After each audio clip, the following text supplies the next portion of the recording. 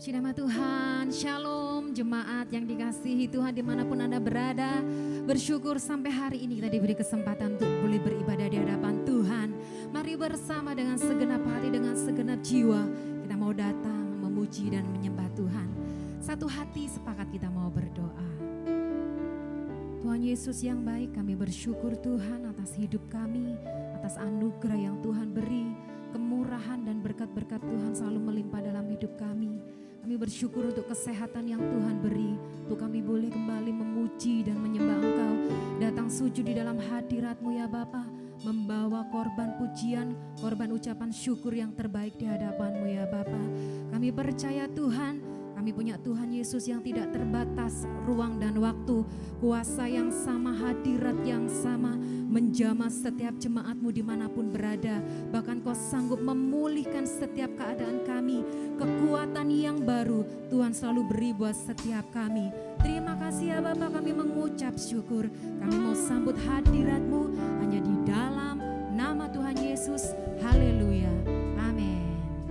Puji Tuhan, mari bersama datang kepada Tuhan.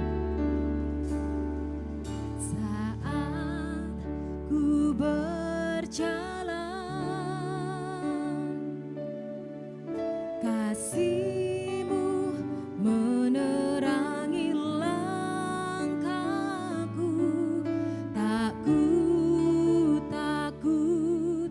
Tak ku bimbang, karena ku tahu Kau bersamaku. Kau lebih tahu yang terbaik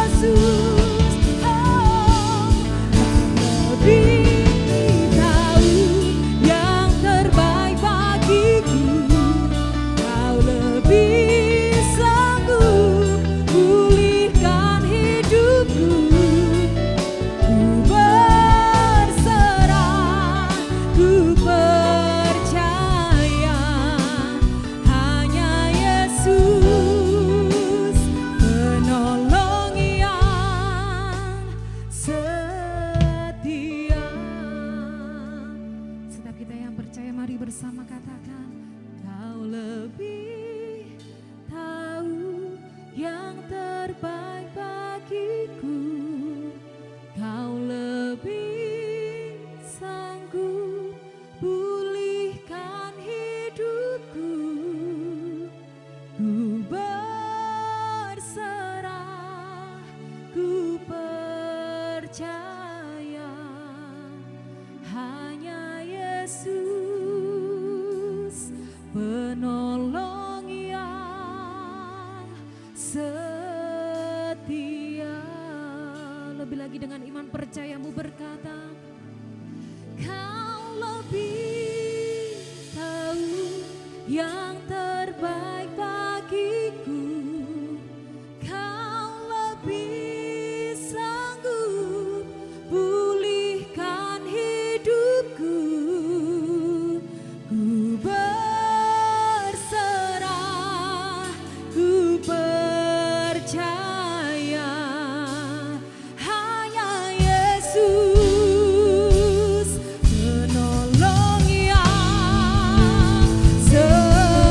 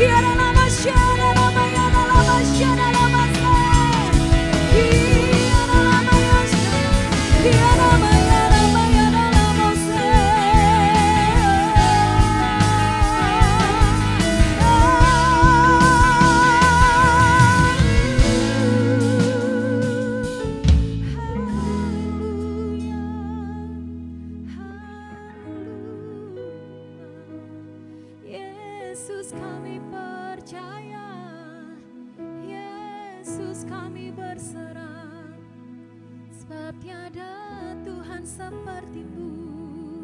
Kau yang berjanji, sebab Kau Tuhan yang setia. Apapun keadaan kami saat ini Tuhan, tapi satu hal kami percaya, Kau Tuhan yang selalu ada buat setiap kami. Kau yang selalu setia bersama kami, selalu berikan pertolongan tepat pada waktunya. Kau selalu berikan kekuatan untuk kami dapat menjalani setiap hari-hari kami. Masalah boleh ada Tuhan, pergumulan boleh ada Tuhan, kondisi yang tidak baik boleh ada menerpa kami, tapi kami mau tetap berjalan bersama-Mu Yesus. Karena Tuhan yang sudah berjanji memberikan kemenangan buat setiap kami. Kau akan melepaskan setiap kami ya Bapa. Kami bersyukur Tuhan, kami bersyukur. Mari Bapak Ibu Jemaat, lebih lagi kita mau berseru kepada Tuhan. Lebih lagi kita mau mengandalkan Tuhan. Lebih lagi kita mau bersekutu lebih intim bersama dengan Tuhan. Tinggal dekat di dalam Tuhan. Haleluya, haleluya, haleluya, haleluya.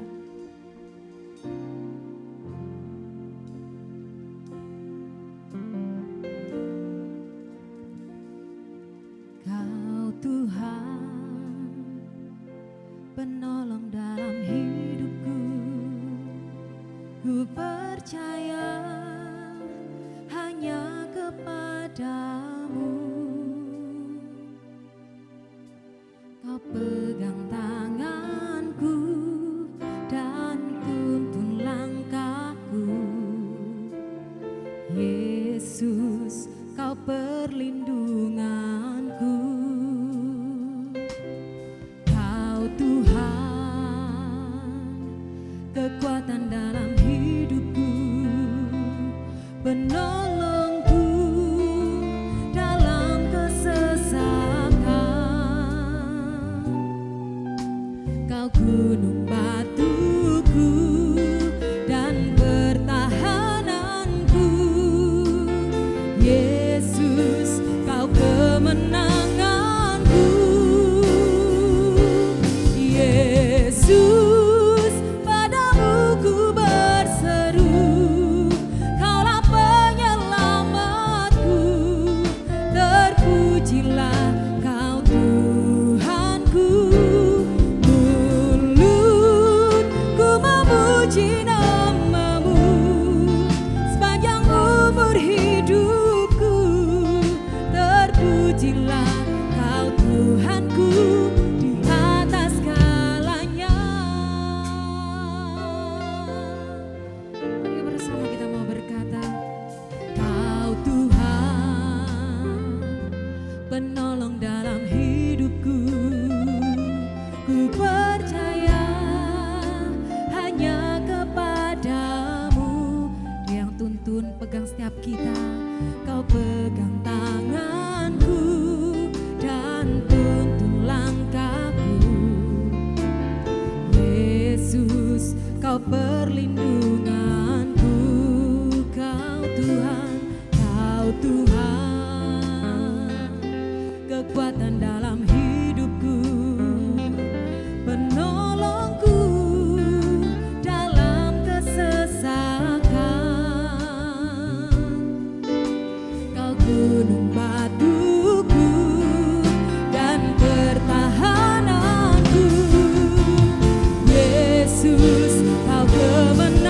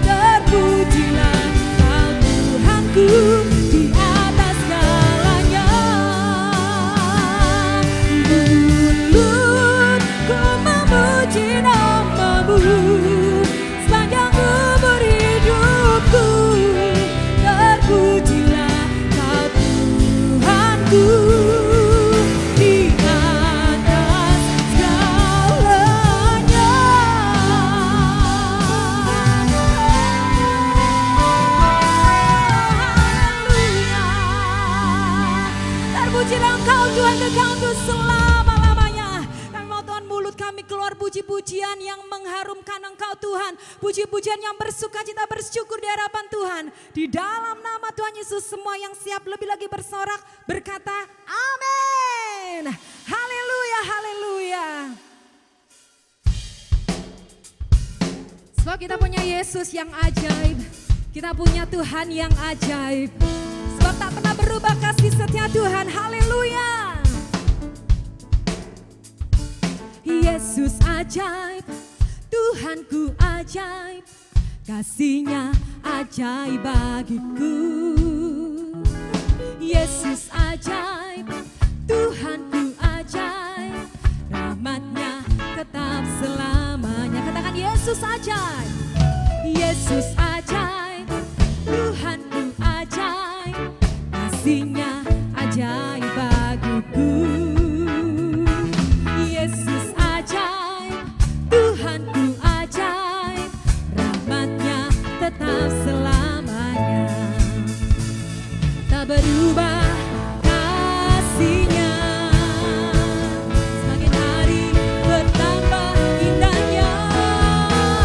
Sampai bumi berlalu dan habislah ragaku, Yesusku ajaib bagiku. Mari bersama kita mau berkata, kita punya Yesus ajaib, Yesus ajaib, hey, Tuhanku ajaib, kasih-Nya ajaib bagiku.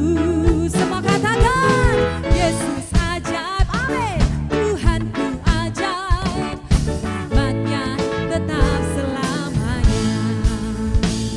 Tak berubah kasih-Nya, semakin hari betapa indahnya.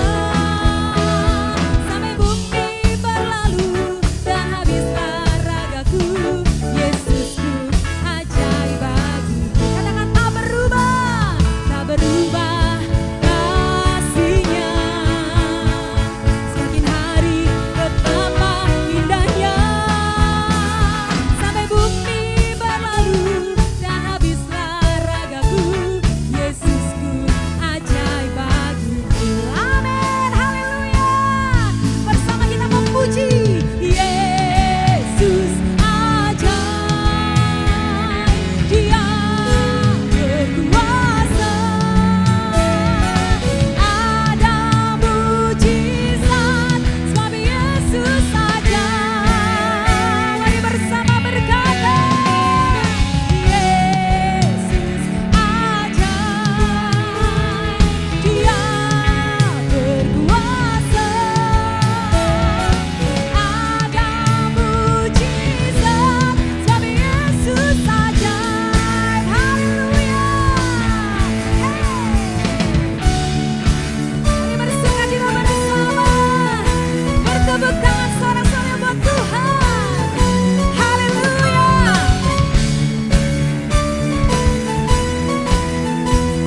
Sekali lagi kita mau menyatakan Yesus ajaib, Yesus ajaib, Dia berkuasa, ada mujizat, sebab Yesus ajaib, sebab Yesus ajaib. Amin. Yesus ajaib, Dia berkuasa, ada mujizat, sebab Yesus ajaib. Mari bersama katakan tak berubah kasih-Nya, tak berubah kasih-Nya. Amin. Semakin hari betapa indahnya.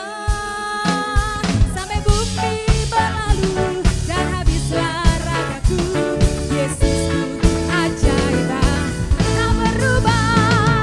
berubah kasih-Nya. Semakin hari betapa indahnya. Sampai bumi berlalu dan habislah ragaku, Yesusku ajaib bagiku.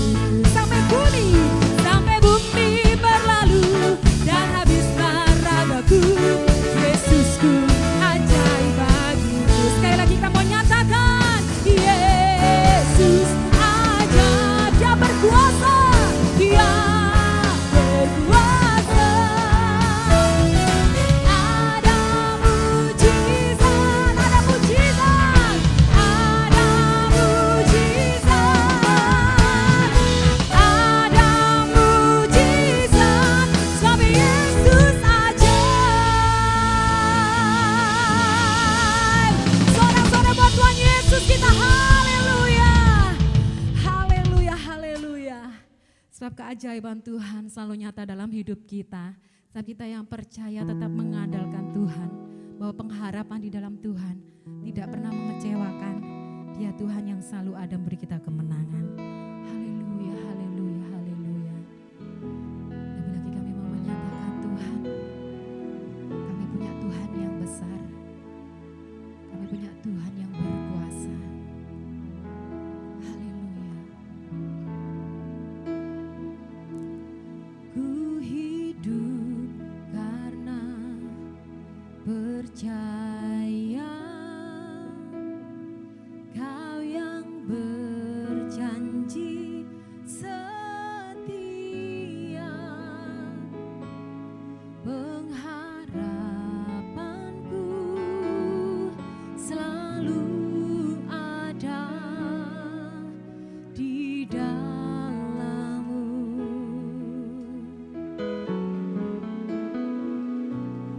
Ku tidak akan menyerah meski dalam kesesakan.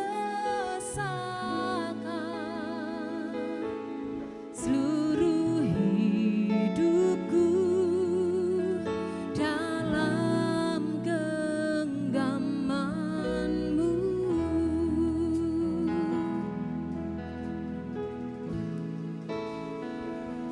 Aku punya Tuhan yang besar,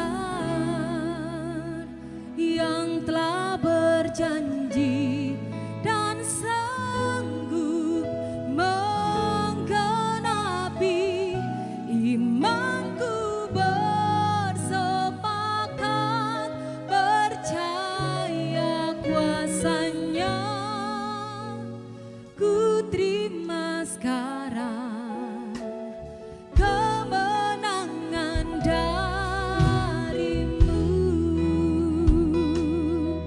Sebab kami hidup karena percaya. Ku hidup karena percaya Kau yang berjanji setia, pengharapanku selalu ada di dalam-Mu.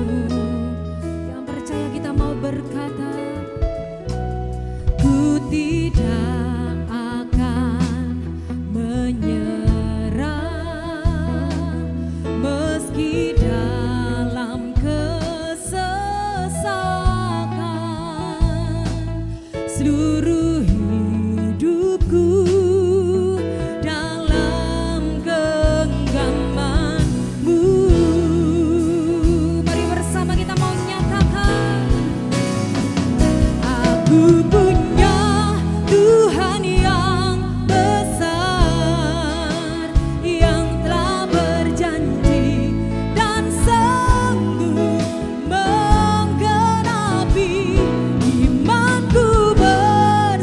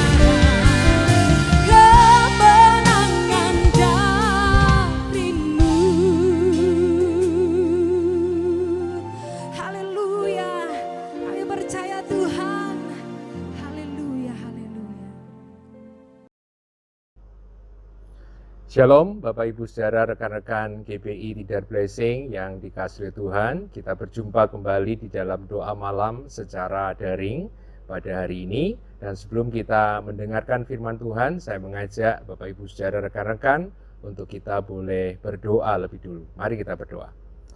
Bapa di dalam surga, kami mengucap syukur buat kesempatan yang Kau berikan pada kami pada malam hari ini untuk kembali merenungkan kebenaran firman-Mu. Engkau berbicara kepada setiap kami lewat kebenaran firman-Mu, menguatkan setiap kami, dan biarlah setiap kami boleh diberkati oleh Engkau pada malam hari ini. Terima kasih Bapa, berfirmanlah, di dalam nama Tuhan Yesus kami berdoa, haleluya, amin. Bapak Ibu saudara yang dikasihi Tuhan, hari-hari ini kita sedang ada di sebuah masa yang penuh dengan perkabungan, dengan duka cita, dan banyak kehilangan. Kalau kita melihat hari-hari ini di media sosial ada begitu banyak berita-berita. Dan dalam kondisi-kondisi yang seperti ini, Bapak Ibu saudara, penting bagi setiap kita anak-anak Tuhan untuk tetap boleh menguatkan hati dan kepercayaan kita kepada Tuhan, supaya kita tidak kehilangan harapan kita kepada Tuhan.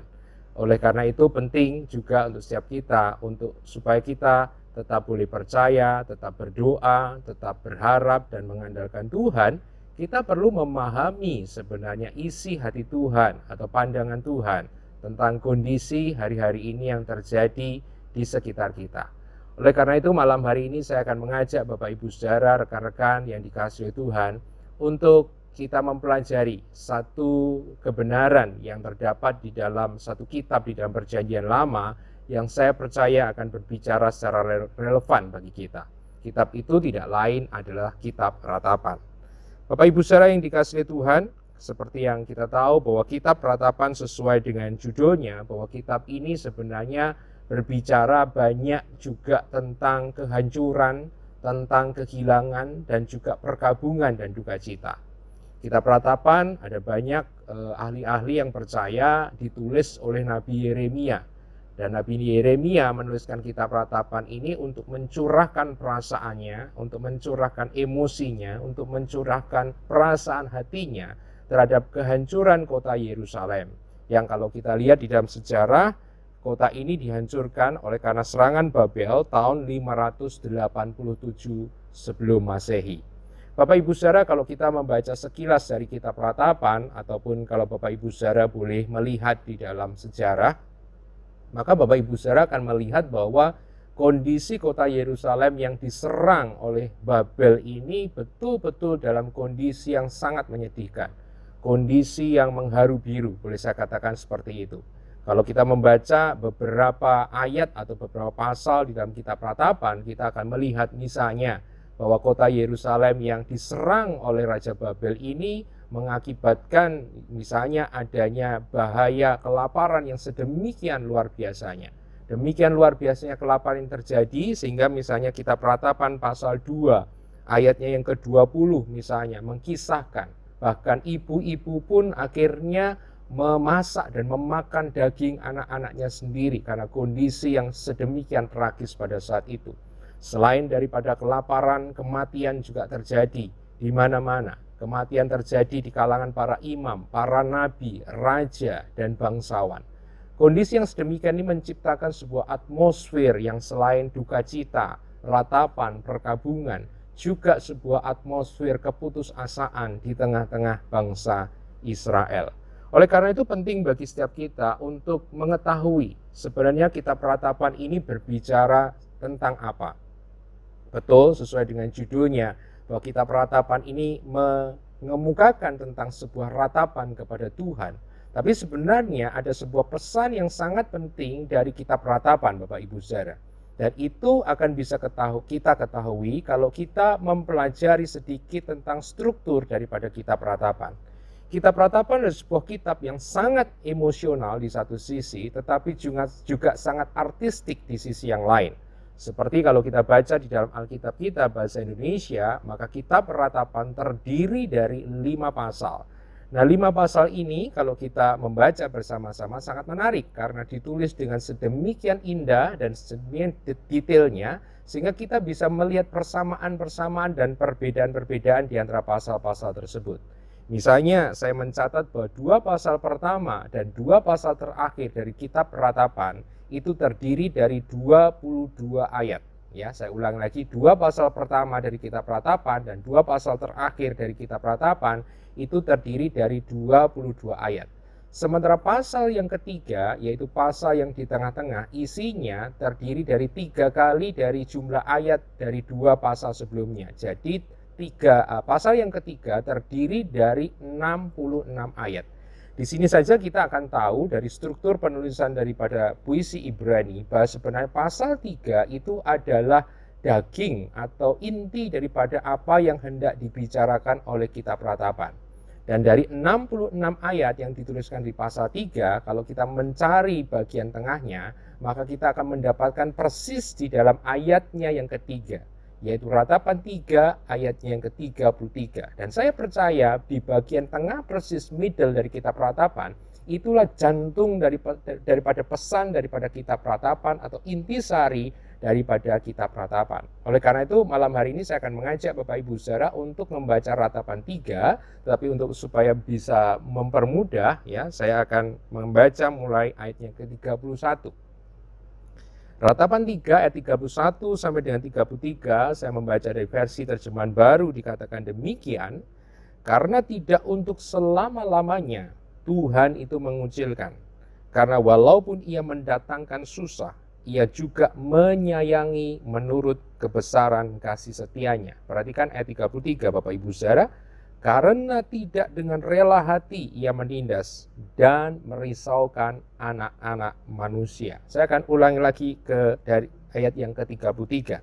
Karena tidak dengan rela hati ia menindas dan merisaukan anak-anak manusia. Kalau kita membaca ayat 33, Bapak Ibu saya dikasih Tuhan, maka menurut saya ada 2 titik tekan atau 2 pesan teologis yang hendak disampaikan oleh kitab Ratapan. Yang pertama adalah bahwa Yahweh Tuhan adalah Allah yang berdaulat atas kesukaran dan penderitaan yang ada. Saya ulangi lagi, yang pertama adalah Allah Yahweh Tuhan adalah Allah yang berdaulat atas penderitaan dan kesusahan manusia. Bapak Ibu Saudara, kalau kita mempelajari selama ini di dalam teologi ataupun dari khotbah-khotbah, saya percaya di dalam teologi klasik pemikiran kekristenan, kita percaya bahwa Allah Tuhan adalah Allah yang berdaulat atas segala sesuatu, termasuk di dalamnya adalah penderitaan dan kesukaran yang terjadi dalam kehidupan kita. Tentu saja di dalam pandangan teologi klasik ini ada banyak varian-varian. Saya mengatakan ada titik yang sifatnya atau pemikiran yang sifatnya saya sebut sebagai hardcore, yang lebih keras misalnya tentang ini, yang menyatakan misalnya bahwa Tuhan adalah penyebab, Tuhan yang menyebabkan, ya, Tuhan yang menyebabkan permasalahan, Tuhan yang menyebabkan bencana, Tuhan yang menyebabkan wabah, Tuhan yang menyebabkan segala sesuatu yang tidak baik yang terjadi atas kehidupan manusia. Tetapi juga ada sudut pandang yang lebih lunak, yang biasanya mengatakan bukan Tuhan yang menyebabkan, tetapi Tuhan mengizinkan, ya, Tuhan mengizinkan penderitaan, Tuhan mengizinkan masalah, Tuhan mengizinkan wabah, Tuhan mengizinkan ada peperangan yang terjadi. Tetapi entah pandangan yang mengatakan bahwa Tuhan yang menyebabkan atau Tuhan yang mengizinkan hal itu terjadi, di balik pandangan itu ada sebuah kepercayaan bahwa Tuhan adalah Allah yang berdaulat atas penderitaan dan kesukaran manusia.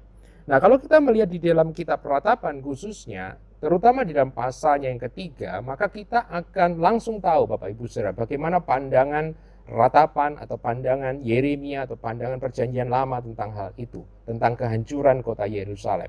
Dengan jelas sekali kalau Bapak Ibu Saudara membaca bahkan di dalam versi Indonesianya, maka ayat demi ayat dalam pasal 3 selalu kebanyakan dimulai dari kata iya, iya, iya, iya. Iya yang dimaksud di sini adalah Tuhan. Berarti dari kitab Ratapan dia hendak mengatakan bahwa Tuhanlah yang menyebabkan kehancuran kota Yerusalem. Tuhan yang mengirim tentara Babel untuk menyerang kota Yerusalem. Dan memang kalau kita melihat di dalam Perjanjian Lama, maka serangan Babel kepada kota Yerusalem dan kehancuran kota Yerusalem merupakan hukuman Tuhan terhadap dosa-dosa orang Israel. Saya tidak sedang mengatakan bahwa COVID yang terjadi ataupun bencana yang terjadi ataupun kehilangan yang terjadi ini persis sama seperti yang terjadi di kota Yerusalem. Tetapi Bapak Ibu Saudara, mari kita melihat dari sisi yang paling keras sekalipun atau sisi yang paling jelas sekalipun yang pernah dituliskan di Alkitab, bahwa Tuhan yang menyebabkan malapetaka itu, Tuhan yang menyebabkan hukuman itu, Tuhan yang menyebabkan kehancuran itu. Nah, poin yang kedua menurut saya penting, bahwa di tengah-tengah pemikiran bahwa Tuhan yang mengirim itu, Tuhan yang menjatuhkan hukuman itu, Tuhan yang mengirimkan tentara Babel untuk menyerang Israel, ini yang lebih penting lagi. Di dalam ayat ke-33 dikatakan begini, karena tidak dengan rela hati ia menindas dan merisaukan anak-anak manusia. Ini yang saya hendak tekankan dan saya hendak sampaikan pada malam hari ini Bapak Ibu Saudara. Berarti poin kedua yang menurut saya lebih penting yang tidak disampaikan oleh kitab Ratapan adalah selain bahwa Allah berdaulat atas penderitaan, Allah berdaulat atas kesukaran yang terjadi, yang kedua bahwa Allah tidak mendatangkan penderitaan dengan rela hati. Tuhan tidak mendatangkan kesukaran itu dengan kesenangan. Tuhan tidak mendatangkan kehancuran itu dengan kerelaan hatinya. Ini yang sangat penting. Kenapa saya harus tekankan ini? Karena ada begitu banyak hari-hari ini orang-orang percaya yang mempercayai bahwa misalnya COVID ini berasal dari Tuhan dan kemudian menolak untuk berdoa, menolak untuk melakukan sesuatu karena dianggap ini adalah kehendak Tuhan dan Tuhan sedang melakukan rencananya. Lepas daripada itu saya katakan Tuhan tetap move di tengah-tengah kita, Tuhan tetap bekerja di tengah-tengah kita, tapi harus diingat bahwa ketika ini pun dianggap berasal dari Tuhan. Saya percaya sesuai dengan Ratapan 3 ayat 33, Tuhan tidak mendatangkan semuanya ini dengan rela hati. Saya akan mengajak Bapak Ibu Saudara untuk melihat 3 ayat di dalam Perjanjian Lama untuk meneguhkan ini. Misalnya yang pertama di dalam Yeremia 32 ayat 41. Jadi kalau Ratapan tadi ditulis oleh Yeremia, sekarang Yeremia menuliskan di dalam kitabnya sendiri Yeremia 32 ayat 41. Saya akan membacakan, demikianlah firman Tuhan. Aku akan bergirang karena mereka untuk berbuat baik kepada mereka. Dan aku akan membuat mereka tumbuh di negeri ini dengan kesetiaan, dengan segenap hatiku, dan dengan segenap jiwaku. Saya ulangi lagi 41. Aku akan bergirang karena mereka untuk berbuat baik kepada mereka. Jadi apa Bapak Ibu Saudara? Dari kitab Yeremia kita melihat hati Tuhan yang tersingkap bagi kita. Bukan saja tidak dengan rela hati yang mendatangkan kesukaran, tetapi kesukaan Tuhan, kegirangan Tuhan adalah berbuat baik kepada umatnya. Jadi kita bisa membaca itu dalam ayat 41 bahwa Allah sangat senang sekali untuk berbuat baik dan untuk memulihkan umatnya. Dan saya percaya inilah hati Tuhan untuk masa-masa ini. Inilah hati Tuhan untuk Indonesia. Inilah hati Tuhan untuk kota-kota kita. Inilah hati Tuhan untuk gereja-gereja. Inilah hati Tuhan untuk keluarga-keluarga dan pribadi-pribadi. Bahwa Allah sangat senang untuk mendatangkan kebaikan dan memulihkan setiap kita. Yang kedua di dalam Yesaya 28 ayat 21. Yesaya 28 ayat 21 dikatakan demikian firman Tuhan. Sebab Tuhan Yahweh akan bangkit seperti di gunung Perasim. Ia akan mengamuk seperti di lembah dekat Gibeon untuk melakukan perbuatannya. Ganjil perbuatannya itu dan untuk mengerjakan pekerjaannya. Ajaib pekerjaannya itu. Perhatikan Bapak Ibu Saudara, ada satu frase ungkapan kata yang dikatakan untuk melakukan perbuatannya, ganjil perbuatannya itu. Perbuatan apa? Perbuatan mendatangkan murka, perbuatan untuk mendatangkan hukuman.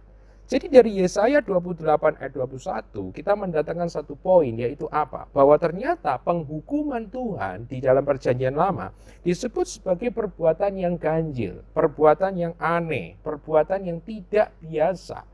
Sedangkan belas kasihan Tuhan dianggap sebagai perbuatan yang wajar. Sedangkan menghukum itu dianggap sebagai sesuatu yang tidak wajar. Di sini kita mendapatkan sebuah kembali penyingkapan hati Tuhan. Kita seringkali berpikir bahwa Tuhan senang menghukum, Tuhan senang mendatangkan kecelakaan, Tuhan senang mendatangkan penderitaan supaya orang bertobat. Tidak Bapak Ibu Saudara. Dari Yesaya 28 ayat 21 dengan jelas sekali dikatakan bahwa apa? Bahwa menghukum, melakukan sebuah penghukuman ataupun tadi mendatangkan kecelakaan dalam tanda kutip ya, peperangan pada waktu itu bukan hatinya Tuhan sebenarnya. Bahkan ada seorang mengatakan kalau Tuhan melakukan hal itu, kalau Tuhan melakukan tindakan penghukuman, penghukuman tidak berhenti di dalam penghukuman itu sendiri. Penghukuman diizinkan Tuhan untuk dilakukan Tuhan untuk mendatangkan satu maksud yang lebih tinggi daripada penghukuman itu, yang saya percaya itu adalah pemulihan, pertobatan, dan untuk mendatangkan kebaikan bagi setiap kita. Yang ketiga, yang terakhir, saya akan membacakan di dalam Hosea 11.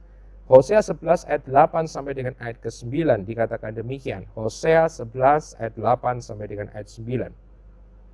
Masakan aku membiarkan engkau, hai Efraim, menyerahkan engkau, hai Israel? Masakan aku membiarkan engkau seperti Adma, membuat engkau seperti Zeboim? Hatiku berbalik di dalam diriku, belas kasihanku bangkit serentak. Ayat 9. Aku tidak akan melaksanakan murkaku yang bernyala-nyala itu, tidak akan membinasakan Efraim kembali, sebab aku ini Allah dan bukan manusia, yang kudus di tengah-tengahmu, dan aku tidak datang untuk menghanguskan. Dan aku tidak datang untuk menghanguskan. Konteksnya kalau Bapak Ibu sudah baca, dengan jelas sekali dikisahkan bagaimana Tuhan pada waktu memilih Israel, Tuhan menyatakan kasih setianya kepada Israel seperti seorang ayah yang mendidik anaknya, yang menuntun anaknya, yang mengajar anaknya untuk berjalan. Tapi apa yang dilakukan Israel? Israel membelakangi Tuhan, Israel berzinah, melakukan perzinahan rohani terhadap Tuhan. Israel dengan terus terang dan dengan betah dikatakan, itu isi dari Nabi Hosea, membelakangi Tuhan. Dan perhatikan apa yang tadi dikatakan, tentu saja ada sebuah penghukuman, tetapi yang lebih lagi dikatakan apa? Ternyata di dalam ayatnya yang ke-8, ayat yang ke-9, perhatikan ungkapan yang luar biasa ini. Hatiku berbalik dalam diriku, belas kasihanku bangkit serentak. Dan kemudian ayat 9, aku tidak datang untuk menghanguskan. Saya percaya itulah hati Tuhan untuk setiap kita. Bapak Ibu saudara, dia menghukum tidak dengan rela hati, dia tidak menghukum dengan kesenangan, tetapi dia melakukan hal itu untuk sebuah tujuan yang lebih tinggi, yaitu untuk memulihkan. Saya akan mengutip satu ungkapan dari seorang pengkhotbah besar, yaitu Jonathan Edwards, yang dikenal juga di dalam sejarah sebagai seorang yang membawa kebangunan rohani. Jonathan Edwards dikenal dengan khotbahnya, yaitu orang berdosa di tangan Allah yang murka, yang seringkali dipandang sebagai khotbah yang mengerikan. Tapi perhatikan, apa yang dikatakan oleh Bapak Jonathan Edwards dalam tafsirannya terhadap Hosea 11 ayat 8, dia mengatakan seperti demikian, saya akan kutip. Allah tidak senang menghancurkan atau mencelakai manusia atau bangsa. Dia lebih suka mereka berbalik dan melanjutkan hidup di dalam damai. Dia senang jika mereka meninggalkan hidup mereka yang jahat, agar dia tidak perlu menimpakan murkanya atas mereka. Dia adalah Allah yang senang berbelas kasihan, dan hukuman merupakan pekerjaannya yang ganjil. Saya akan garis bawahi kalimat yang terakhir dari Bapak Jonathan Edwards. Dia adalah Allah yang senang berbelas kasihan, dan hukuman merupakan pekerjaannya yang ganjil.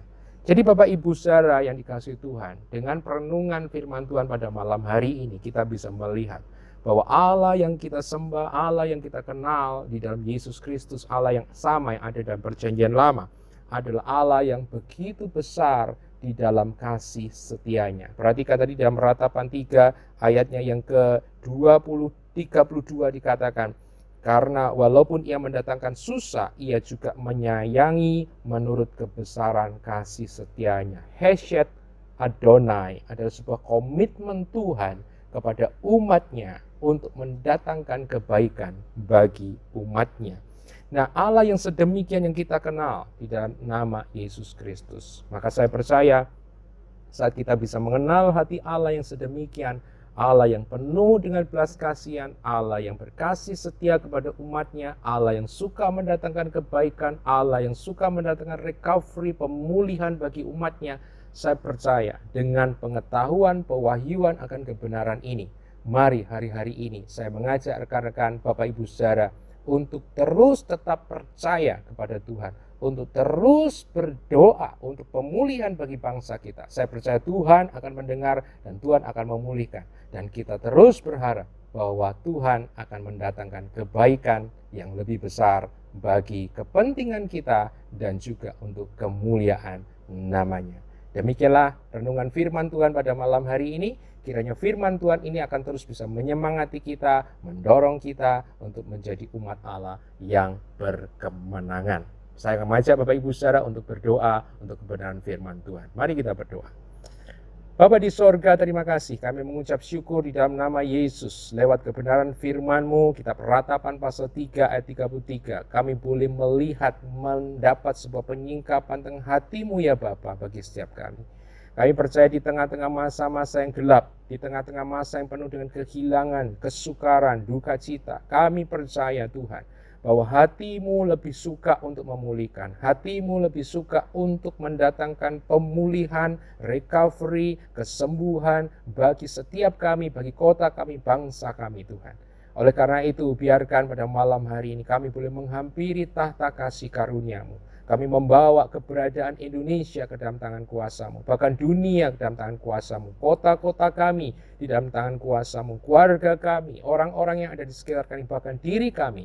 Kami percaya Tuhan, di dalam nama Yesus Bapa, Engkau mendengar doa kami, dan kami percaya Engkau akan bersegera untuk menolong kami, mendatangkan pemulihan atas negeri dan bangsa kami. Kami percaya dengan tangan kemurahan Tuhan, Indonesia akan bebas dari COVID-19, dan kami percaya kami melihat the greater glory, kemuliaan yang lebih besar akan dinyatakan di tengah-tengah gereja-Mu. Kami berdoa buat Bapak Matius dan Ibu Ari sebagai penggembala di Tidar Blessing. Biar Engkau terus memberkati kedua hamba-Mu ini, melindungi, memproteksi, mengurapi, memberikan hikmat untuk terus boleh memimpin umat-Mu di masa-masa yang sulit ini. Demikian berdoa untuk rekan-rekan, aktivis, majelis diaken, bahkan seluruh umat Tuhan yang tergabung di Tidar Blessing. Kiranya kami semua yang di tempat ini boleh tetap bersemangat, tetap yakin, tetap percaya, dan tetap berdoa bahwa Engkau Tuhan adalah Allah yang besar. Terima kasih Bapa. Kami mengucap syukur di dalam nama Tuhan Yesus. Kami berdoa. Haleluya. Amin. Demikianlah kiranya firman Tuhan pada malam hari ini boleh menguatkan setiap kita. Dan kita berjumpa lagi dalam ibadah doa malam yang berikutnya. Tuhan memberkati.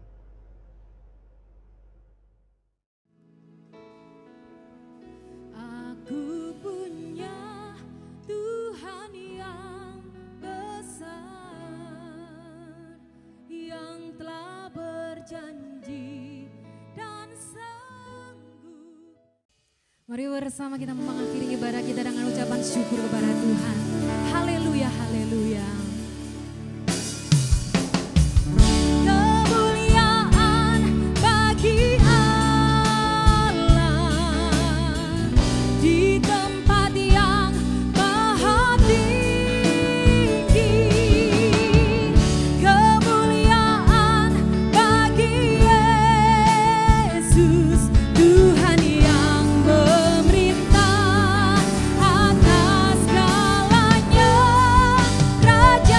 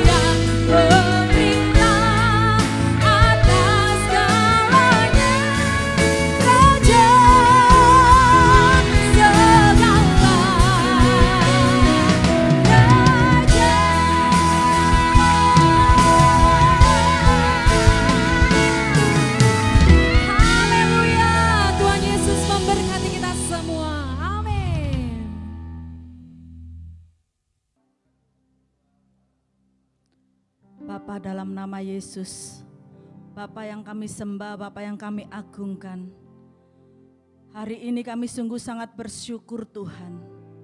Kami ada sebagaimana kami ada itu semua karena kemurahan Tuhan. Saat ini kami boleh menikmati Engkau, kami boleh menikmati firman-Mu. Biarlah firman-Mu ini yang menjadi kekuatan atas hidup kami. Firman-Mu ini adalah jawaban-jawaban doa-doa kami.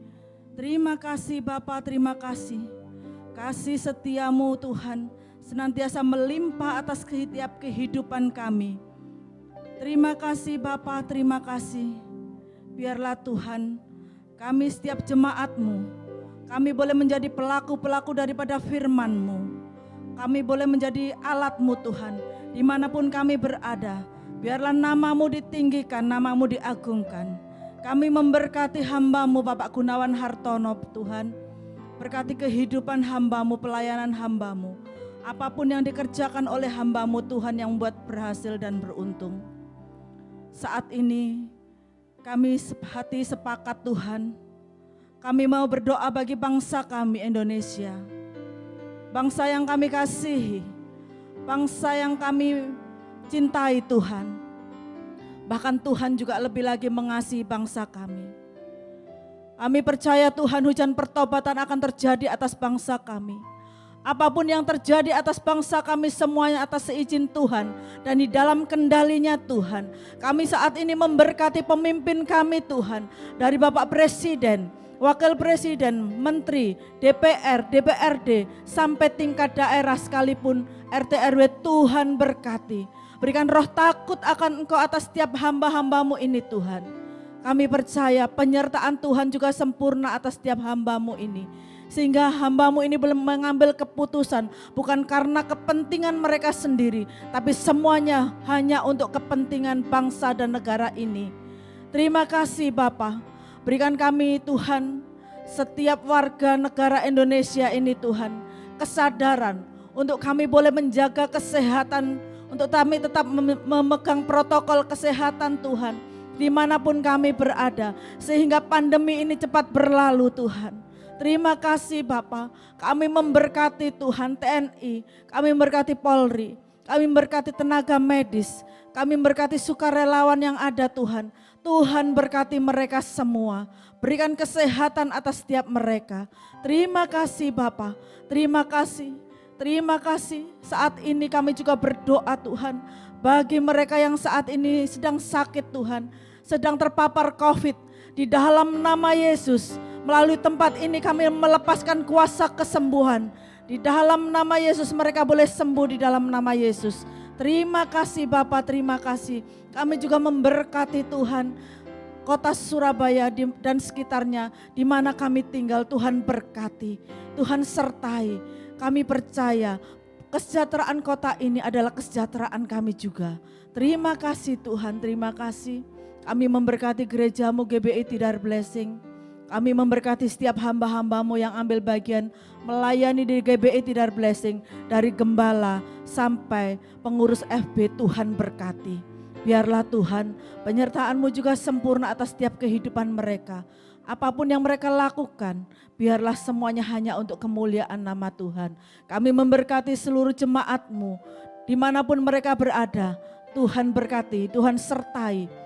Rumah tangga demi rumah tangga, diberkati pekerjaan mereka, diberkati studi anak-anak mereka. Terima kasih Bapa. Kami juga memberkati setiap jemaat-Mu yang dengan setia mengembalikan perpuluhan, bahkan persembahan-persembahan yang lain. Kami memberkati setiap kehidupan mereka Bapa. Terima kasih Bapa, terima kasih. Engkau sungguh baik, sangat baik atas setiap kehidupan kami. Jemaat yang dikasihi Tuhan, angkat kedua tangan-Mu dan terimalah berkat yang daripada Tuhan. Tuhan memberkati engkau dan melindungi engkau.